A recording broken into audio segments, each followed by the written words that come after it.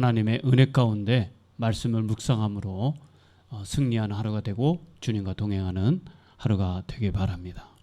우리 다 같이 사도신경 고백하시겠습니다.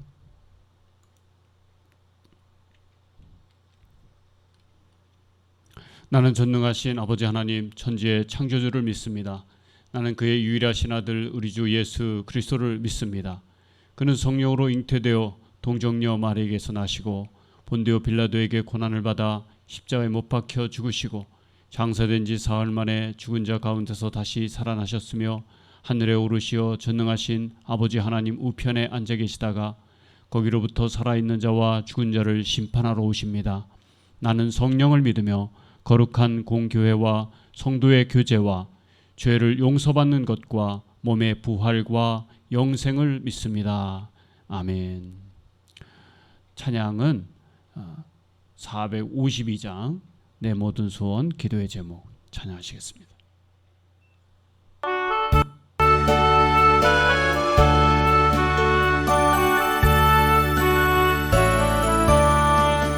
내 모든 소원 기도의 제목 예수님 닮기 원함이라.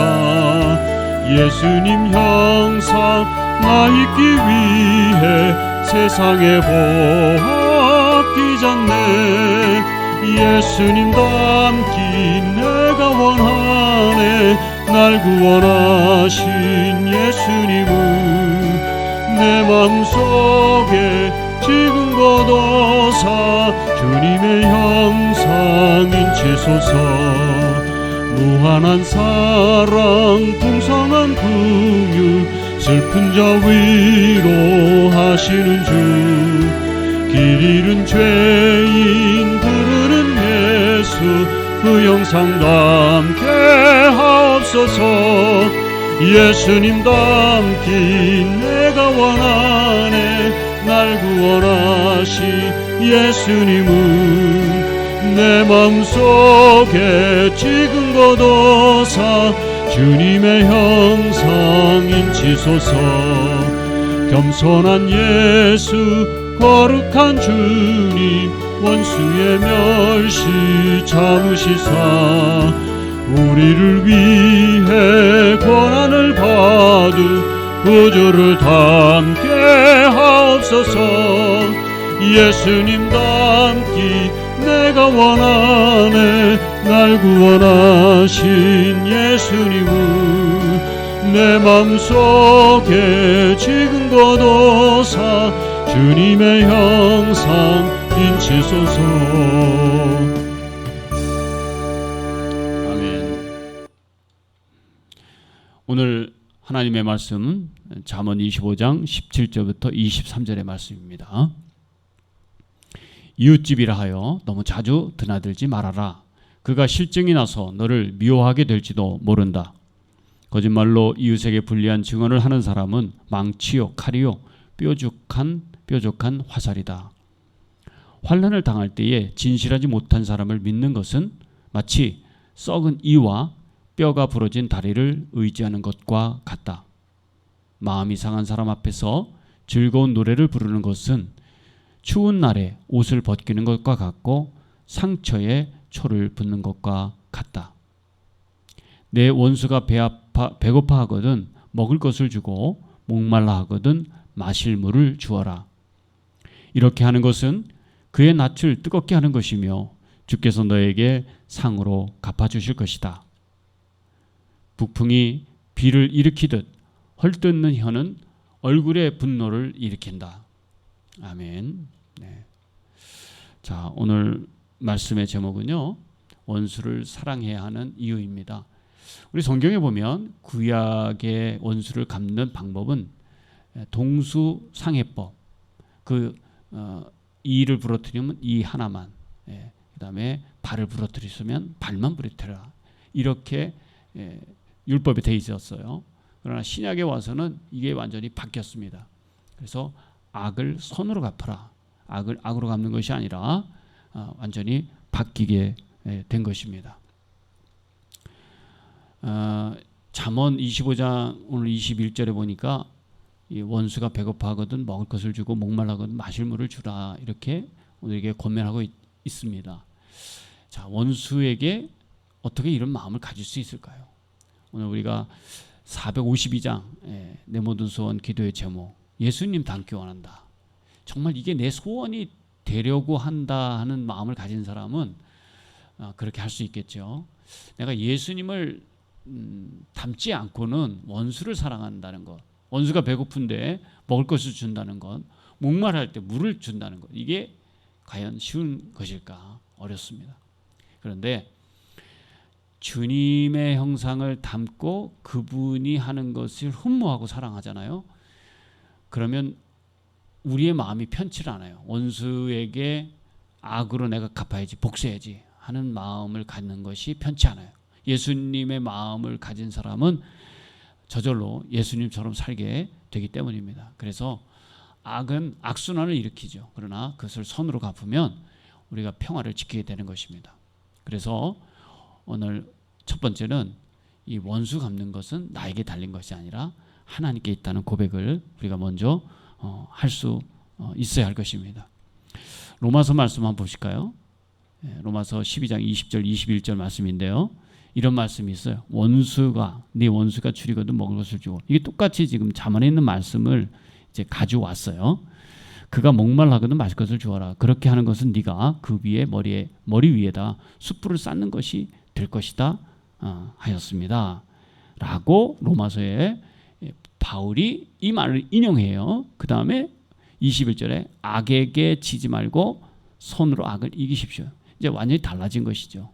네, 이게 바로 구약의 율법과 신약의 율법이 달라지는, 악에 대한 또 그 원수에 대한 처우법이 완전히 달라졌다는 것을 말씀하고 있어요.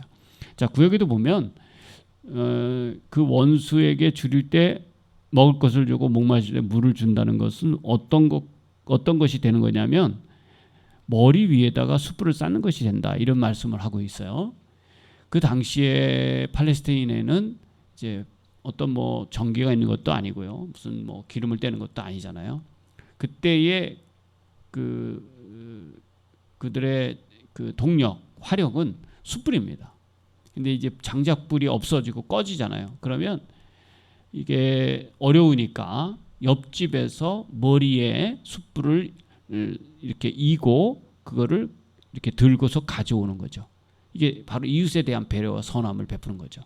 근데 이 친절한 배려를 이제 말씀하고 있는 거죠. 그래서 원수가 줄이거든 먹을 것을 주고 목마르면 마실 것을 주는 것은 바로 친절한 배려, 이웃을 향한 사랑을 베푸는 것과 같다. 그게 이제 머리에 숯불을 쌓는 것이 될 것이다 라는 표현을 하고 있는 것입니다. 그래서 우리 사회가 사실 심각한 이유는요, 원수 맺는 일 때문에 사실 그렇잖아요. 당과 당이 싸우고요, 그죠?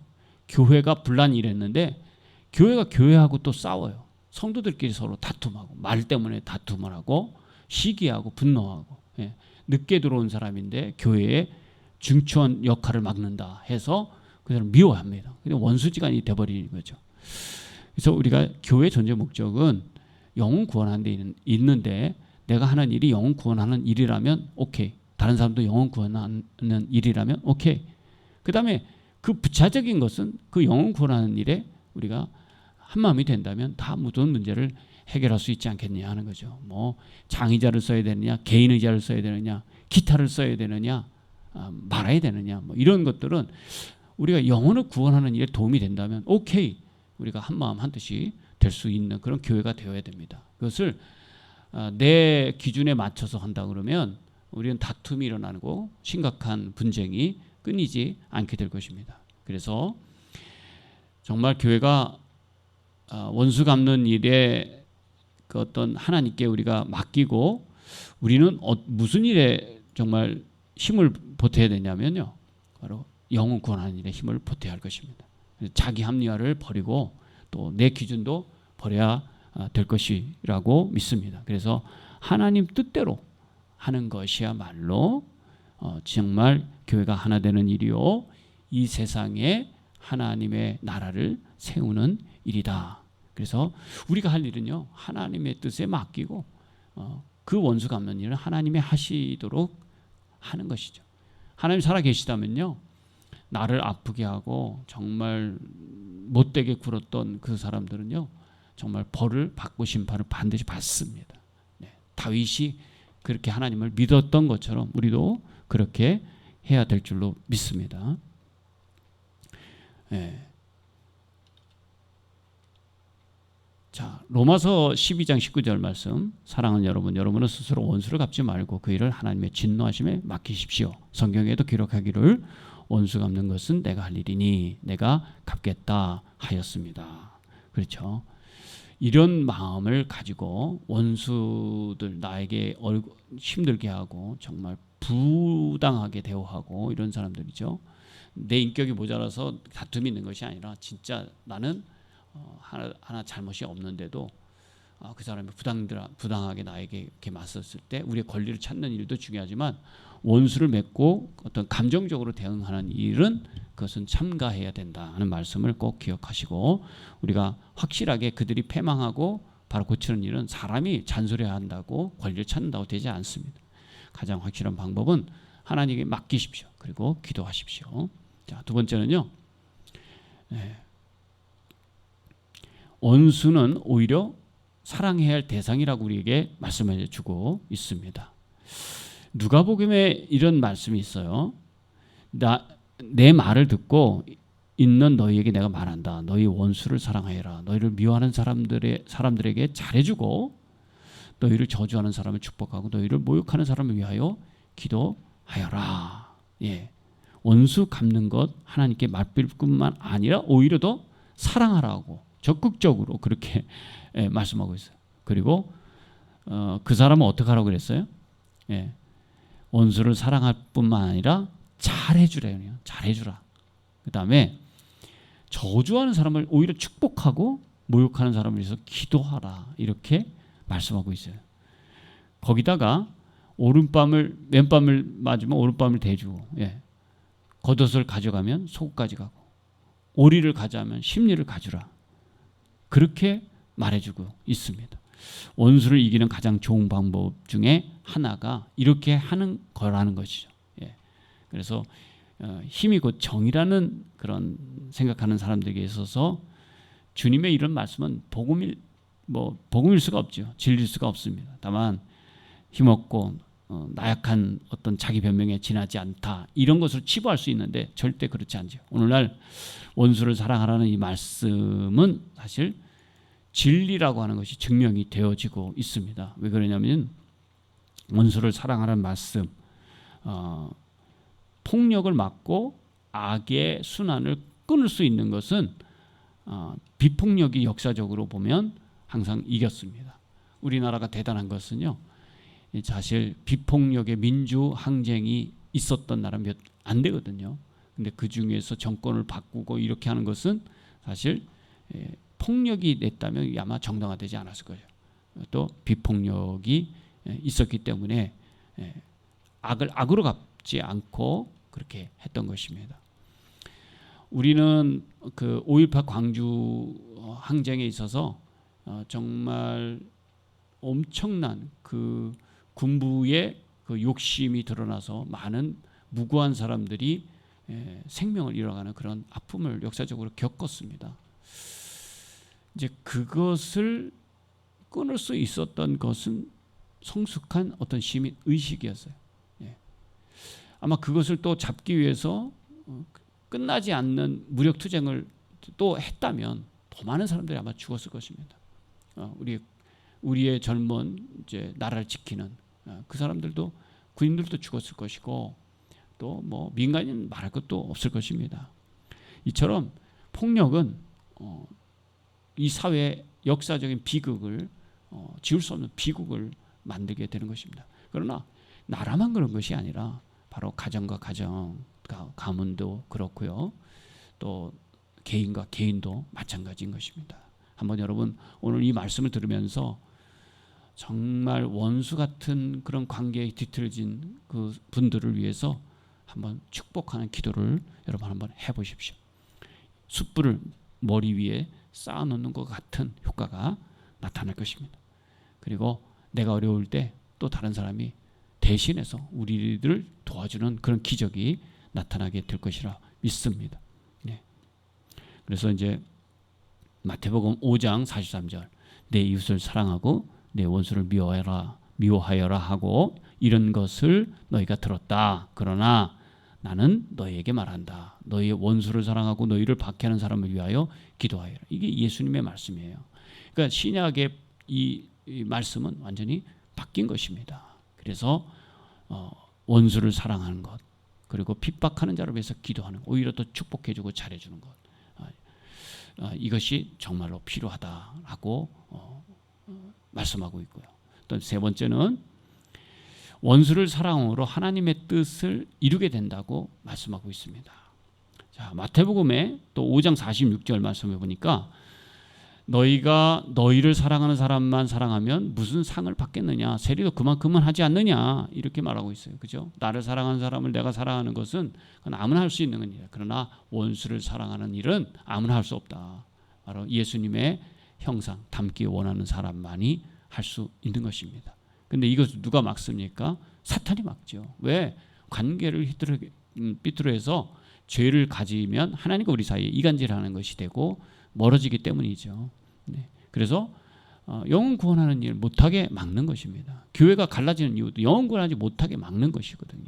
우리가 주님께서 원수를 사랑하라고 하신 것처럼 우리가 악한 자를 대적하지 아니하고 사랑하는 자에게 하나님께서 상을 베풀어 주실 것을 약속하는 것을 믿고 그 행복을 우리가 누릴 수 있어야 할 것입니다. 그래서 투쟁과 보복이 없는 사회를 위해서 우리가 부단히 기도하고 또 교회 안에서도 다툼과 분쟁이 일어나지 않도록 일어났을 때는 어떻게 화해할 것인가를 먼저 생각하면서 먼저 교회 존재 목적이 먼저 이어야 한다는 사실을 우리가 분명히 기억해야 하겠습니다.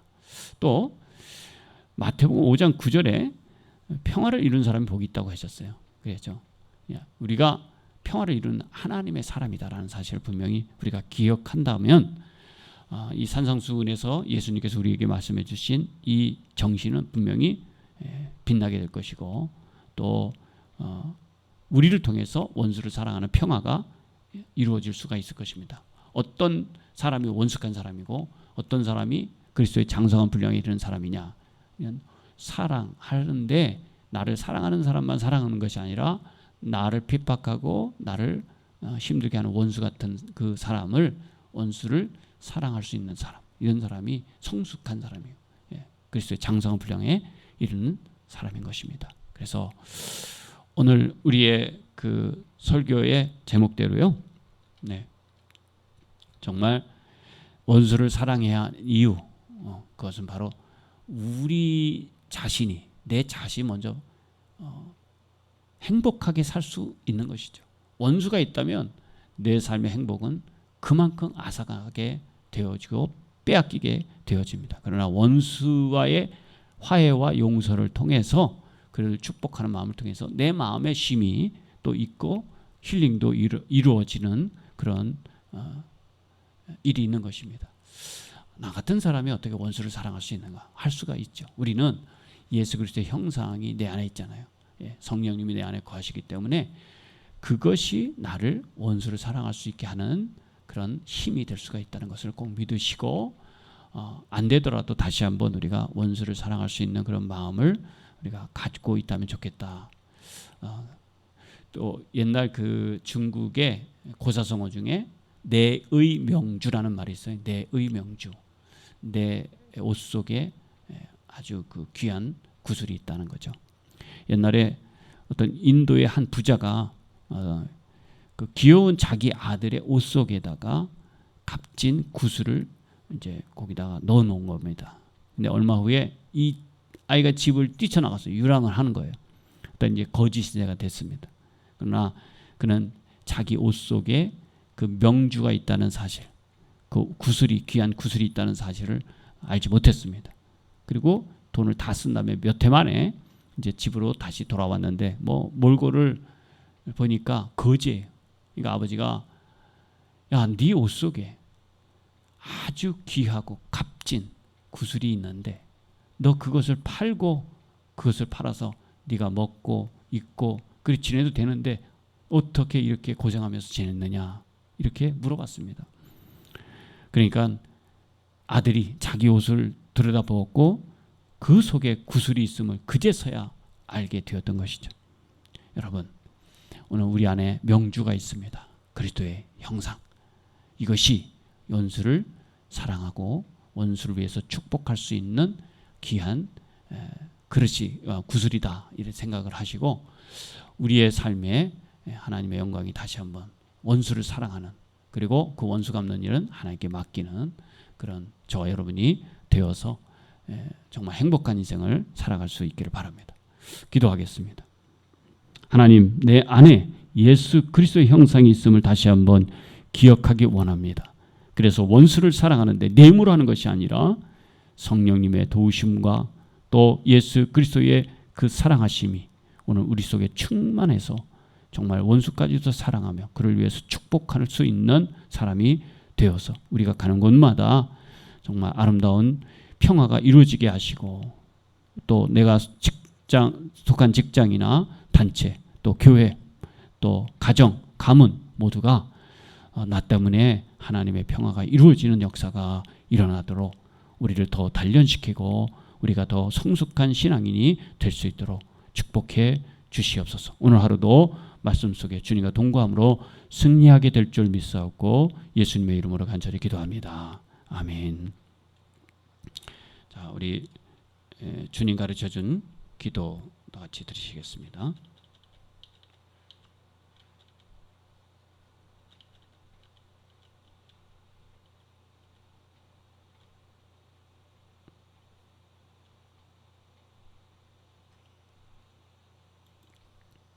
하늘에 계신 우리 아버지, 아버지의 이름을 거룩하게 하시며 아버지의 나라가 오게 하시며 아버지의 뜻이 하늘에서와 같이 땅에서도 이루어지게 하소서.